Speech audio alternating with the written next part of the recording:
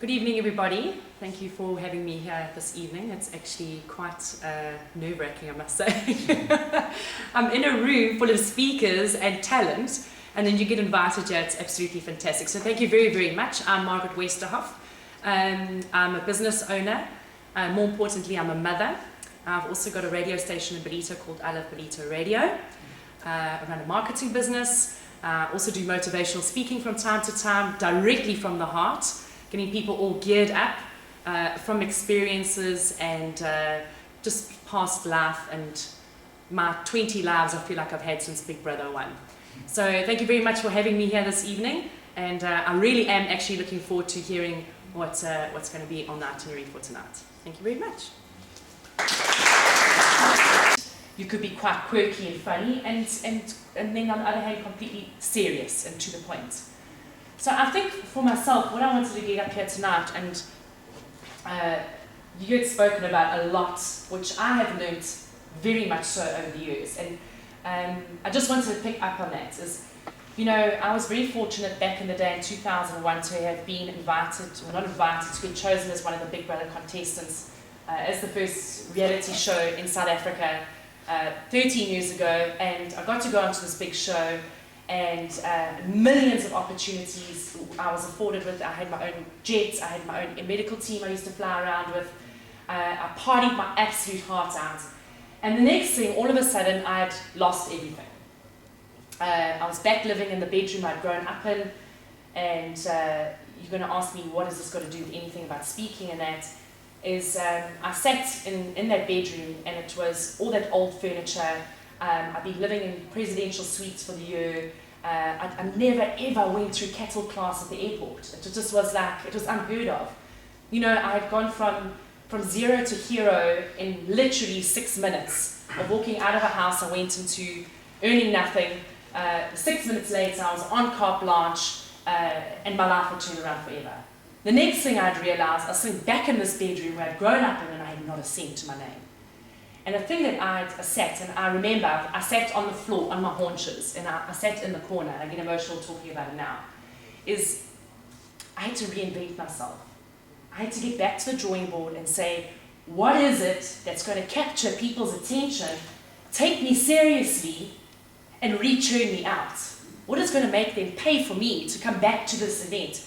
To come back to BMW, where there was 1,000 people seated that each had paid 10,000s and thousands of rands just to have me there for an hour as a Big Brother housemate. What is going to make people come back and drawn to me as a person? And it took me months of just churning out in my own head and going, who am I? Am I a housemate? Am I the chick with the tongue ring in the jacuzzi? Am I the first naked Big Brother housemate that ever was naked on South African television? God bless my mother's soul.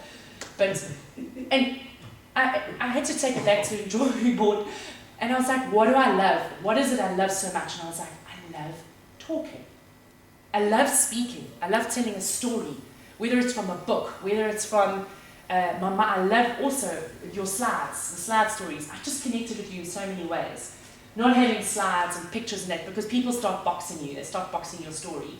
And for me, I wanted to create theatre of the mind, taking people back to that place, drawing them singularly, themselves sitting in a room, whether it's 20 people or 500 people or 1,000, getting people to visualize, feel, get the goosebumps, get emotional with you. Take them on that journey, reel them in, and just own it. And what happened? I landed up on radio. And that's speaking for me, bless you. Just a quick thing on a reel off. When you're in a room with people, it's important to identify them. That's my belief. Just connecting with personal, you know. So bless you.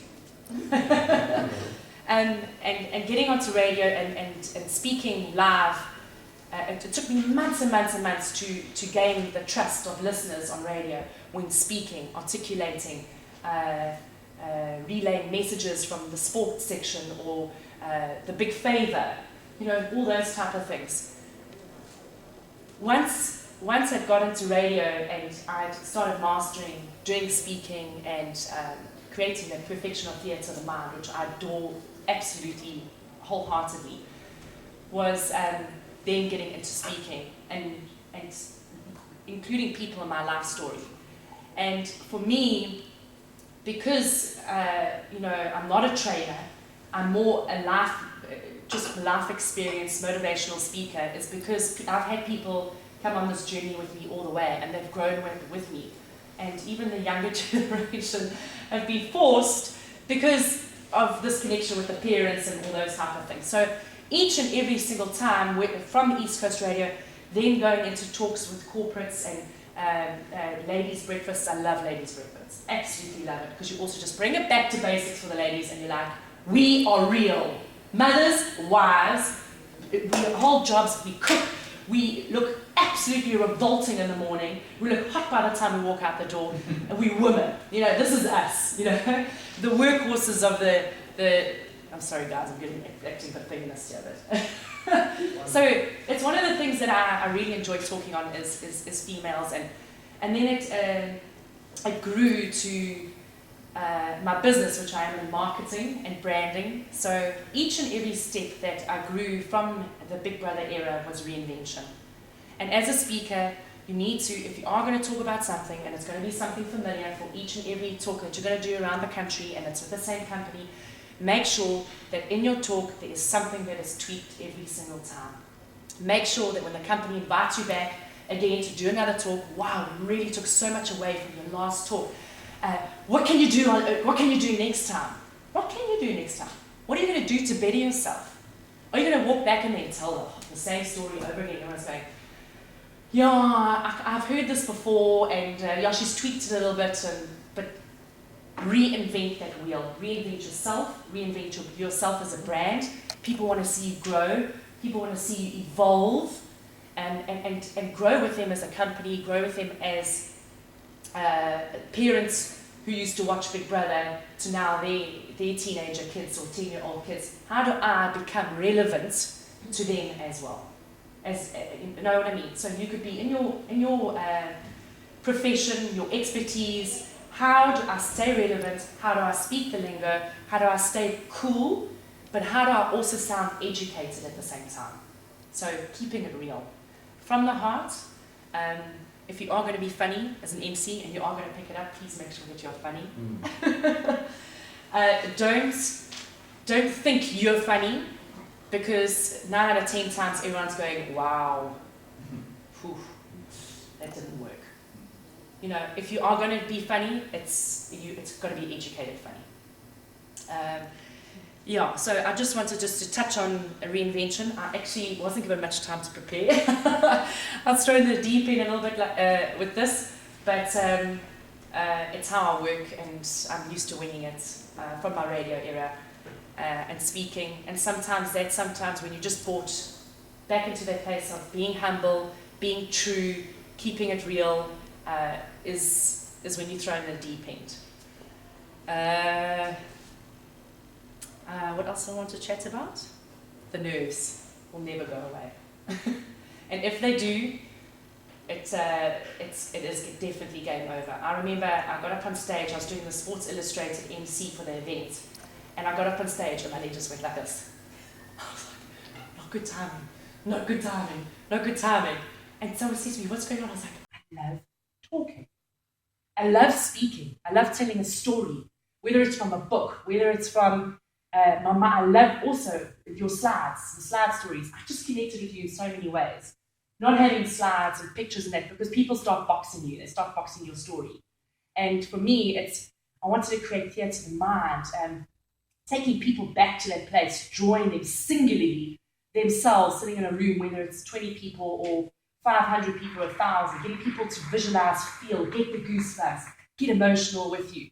Take them on that journey, reel them in, and just own it. And what happened? I landed up in radio. And that's speaking for me, bless you.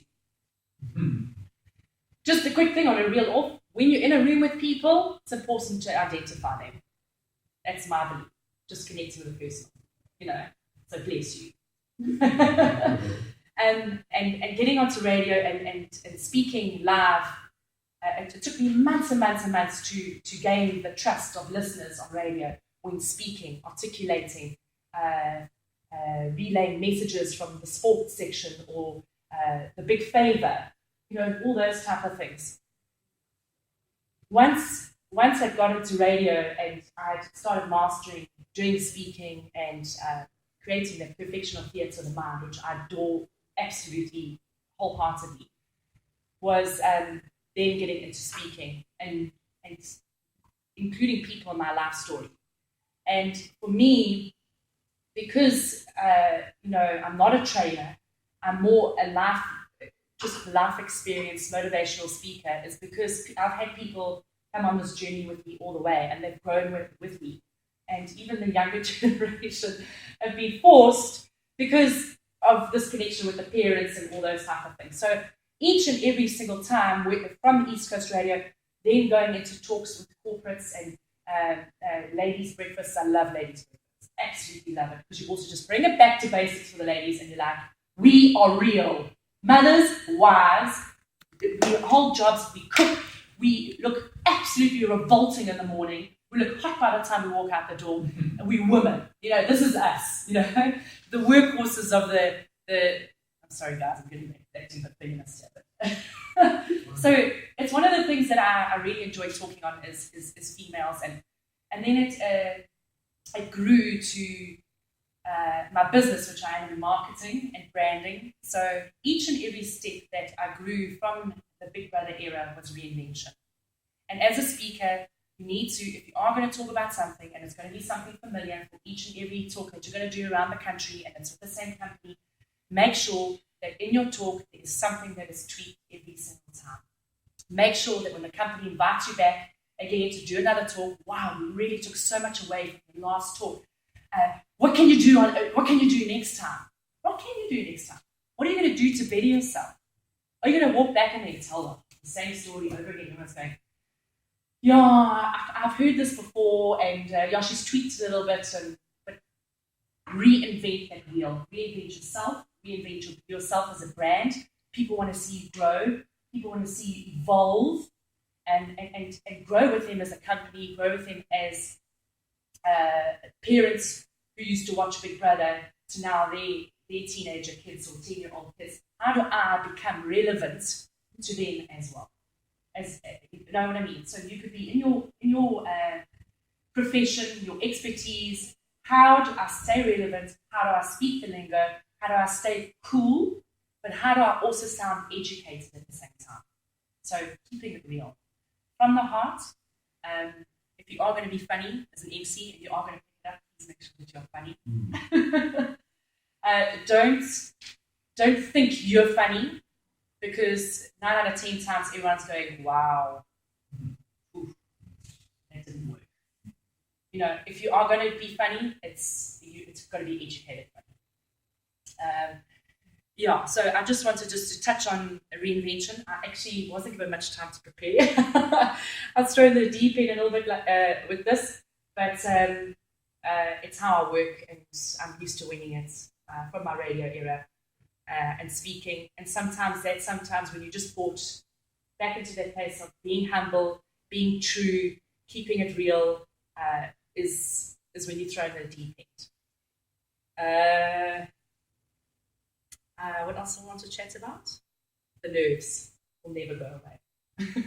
And if they do, it is definitely game over. I remember I got up on stage, I was doing the Sports Illustrated MC for the event, and I got up on stage and my leg just went like this.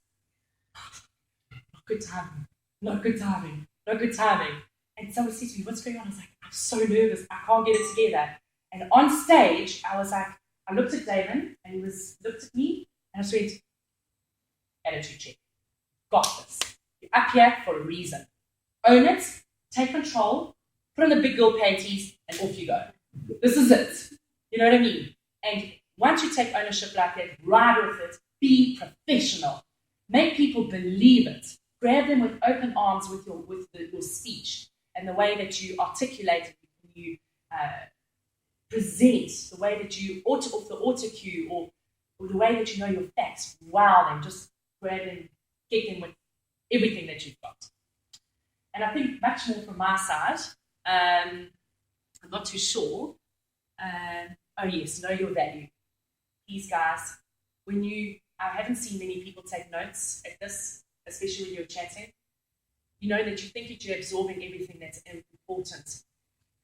By the time you walk out here and you have done a lot of the important things you've forgotten. And those things are fundamentals when putting your next piece together need to be used in constructing and structuring your next piece.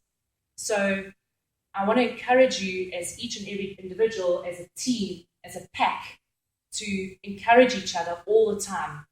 It doesn't matter that you're in the same business. You each have a unique quality that will identify or appeal to a certain market or to a certain corporate. Work as a team. If you find new information, if you find new techniques, celebrate it.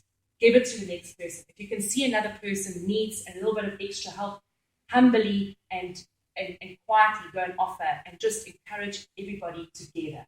You're not here for yourself, because then there's going to be no industry. You're here as the wolf pack. You're here to drive each other all together. And that's me. So thank you very, very much. And I appreciate you having me here this evening. I've actually learned a lot as well. So I appreciate it. Thank you. So, can I ask one question? What was the title of your talk? From the heart. I just share with you. That is one of the most powerful short speeches I've heard for a long time. And the reason was it came straight from your heart. There wasn't one person moving in this room. Everybody was listening to what you say, and you were relevant to all of us because you were just so genuine, sincere, and from the heart. I think you were brilliant.